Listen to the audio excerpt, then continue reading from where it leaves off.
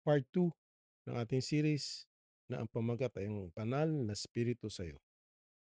Hi, I'm Vic De Hoya. Welcome to Guiding Light.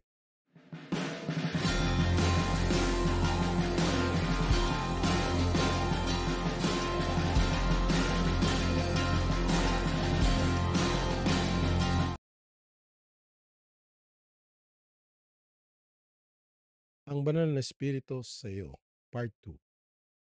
Mga kapatid, nung nakaraan, ipinakita ko na ang banal na spirito ay hindi lang isang force o power, kundi siya ay isang persona tulad ng Ama at ng Anak.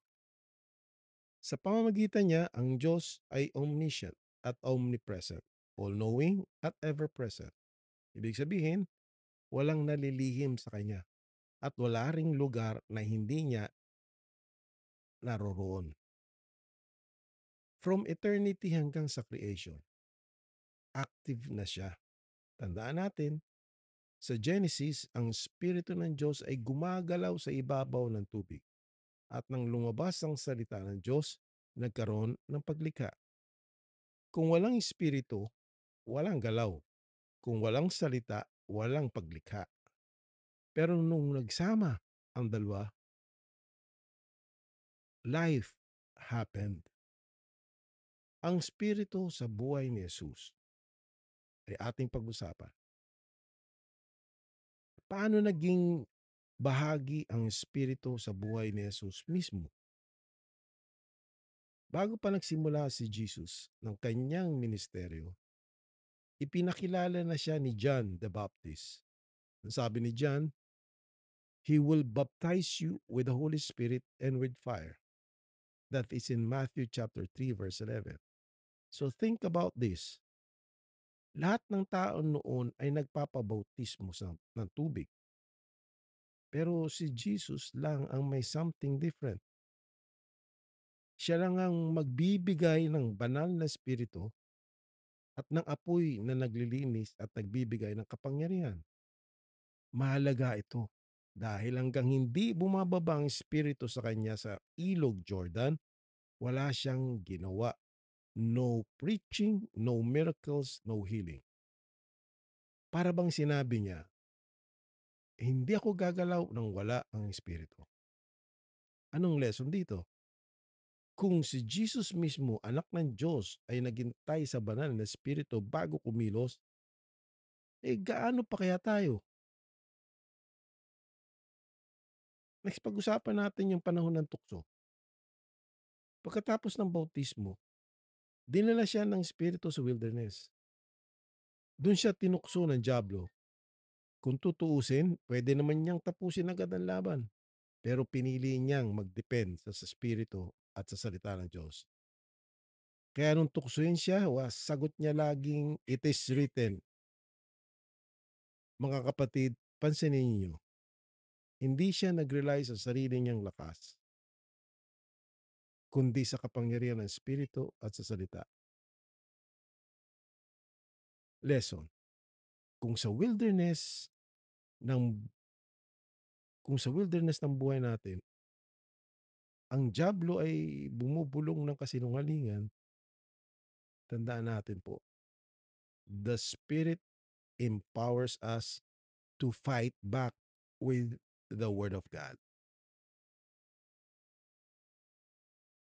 In Acts chapter 10 verse 38, sabi ni Pedro, God anointed Jesus with the Holy Spirit and with power, and he went around doing good and healing all who were oppressed by the devil. Dito makikita natin ang buong Trinity working together. The Father anointed, the Son obeyed, the Spirit empowered. Kaya lahat ng ginawa ni Jesus, pagpapagaling, pagtuturo, pagpapalayas ng demonyo, hindi dahil siya ay Superman, kundi dahil siya ay puno ng banal na espiritu. At hanggang sa muling pagkabuhay niya, ganun pa rin. Acts chapter 1 verse 2. Jesus gave instructions to his apostles through the Holy Spirit. So kahit siya'y nabuhay muli, hindi pa rin niya iniwan ang dependence niya sa Espiritu. Pero ang mas kamangha-mangha, hindi lang si Jesus ang may access dito. Tayo rin. In John chapter 7 verse 37 to 39, sabi niya, "If anyone thirst, let him come to me and drink. Out of his heart will flow rivers of living water." So the gospel explains, ito'y tungkol sa banal na espiritu na tatanggapin ng mga mananampalataya. Isipin mo yan, dati tayo mga tuyong lupa, laging uhaw, uulang at naghahanap. Pero kapag dumating yung espiritu, tayo mismo ang nagiging daluyan ng buhay na tubig para sa iba. Ang espiritu bilang tagatulong. That is in John chapter 14 verse 16. Sabi ni Jesus, "I will pray the Father and He will give you another helper." Ginamit niya ang salitang paraklete. Ibig sabihin, someone called alongside to help. So the Spirit is our helper, comforter, and counselor. Para bang sinabi ni Jesus, umalis man ako bilang tao pero hindi ko kayo iiwan. I will send you the Holy Spirit and He will stay with you forever. Hindi tayo orphans. Hindi tayo iiwan. The Spirit is with us. In John chapter 16 verse 7, sabi ni Jesus, "It is to your advantage that I go away." Meaning advantage natin. Imagine that. Mas mabuti pa raw na wala siya physically para madala sa atin ng Espiritu. Kaya ngayon, hindi lang tayo may companion besides us. We have the Spirit inside us.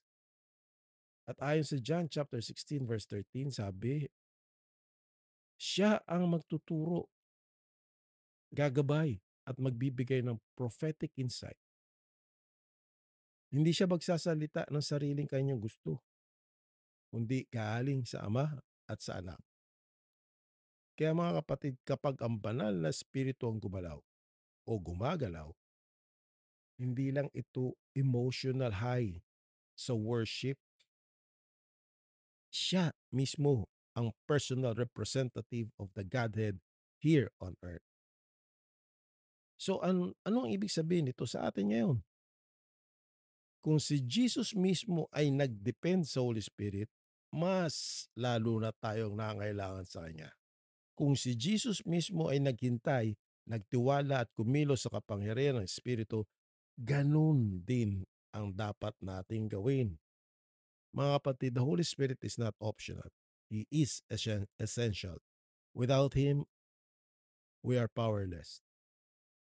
Without Him, we are unstoppable.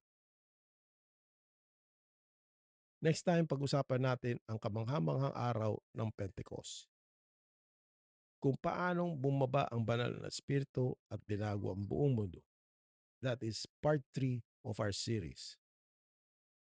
Kung na-bless ka sa video nito, don't forget to hit like at mag-subscribe ka na rin para ma-update ka sa susunod nating episode. Part 3, Pentecost. Again, this is Vic De Hoya. God bless.